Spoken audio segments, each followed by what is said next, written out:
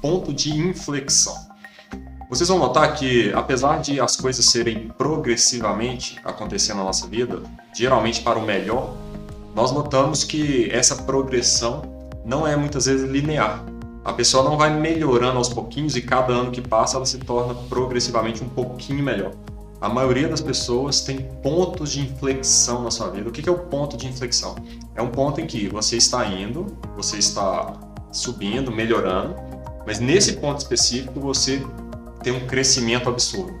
O que seria um ponto de inflexão? Seria quando você entra num novo emprego que te coloca num patamar melhor do que você estava antes. É quando você entra numa nova vaga de residência que te coloca numa situação muito melhor do que você estava antes. E o mais interessante do ponto de inflexão é que geralmente ele tem data de validade. O que isso quer dizer? Quer dizer que se uma pessoa até uma certa idade ou momento de sua vida não atinge o seu ponto de inflexão, ela possivelmente não vai atingir mais. Como assim? Imagina, por exemplo, um médico que hoje tem 55 anos. Se ele ainda não tem um consultório com muitos pacientes, se ele não tem bons empregos, se ele não tem bons relacionamentos interpessoais com aquelas especialidades afins à sua, possivelmente ele não vai atingir isso mais. Ele já passou da janela de oportunidade de atingir o seu ponto de inflexão. Na nossa opinião, onde que está o ponto de inflexão na carreira médica? Ele acontece desde o início da residência até poucos anos depois do final da residência. Perceba bem, qualquer médico que tem uma notoriedade no seu meio, na sua especialidade, essa notoriedade certamente foi construída ao longo do tempo, mas quando esse médico finalizou a residência médica ou estava dentro dela, ele já era conhecido e todos já sabiam do seu potencial. Isso geralmente não vai acontecer depois, vai acontecer durante a residência ou logo no fim dela. E quando acontece logo no fim dela, geralmente é porque a residência foi muito bem feita por esse médico. Então, esse ponto de inflexão é uma justificativa, é um dos motivos pelos quais você deveria buscar estar numa residência série A. Concorda, Paulo?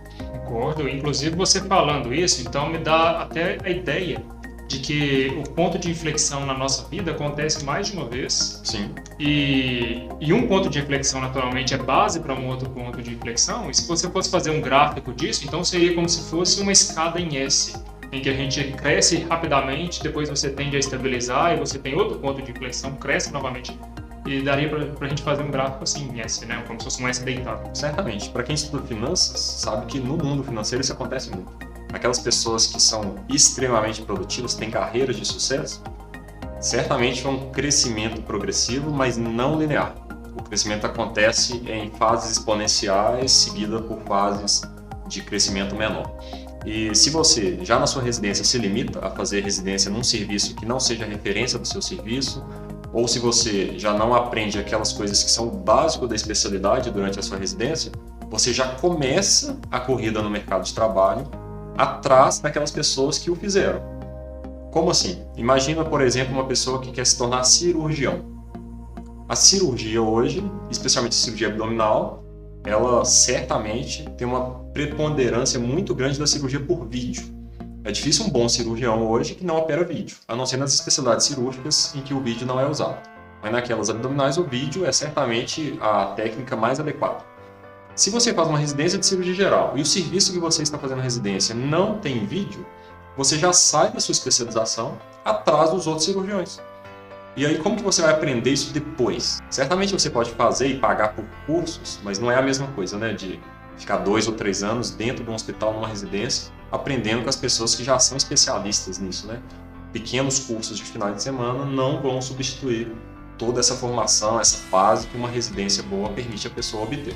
E é um efeito de cadeia, né? Porque então, se a pessoa não obteve o treinamento correto, ela também vai ter que fazer isso na prática, né? E fazer isso na prática ela pode queimar a reputação dela, por exemplo, dependendo do tipo de erro que ela cometer, aumenta esse tipo de problema, tá? A possibilidade desse tipo de problema.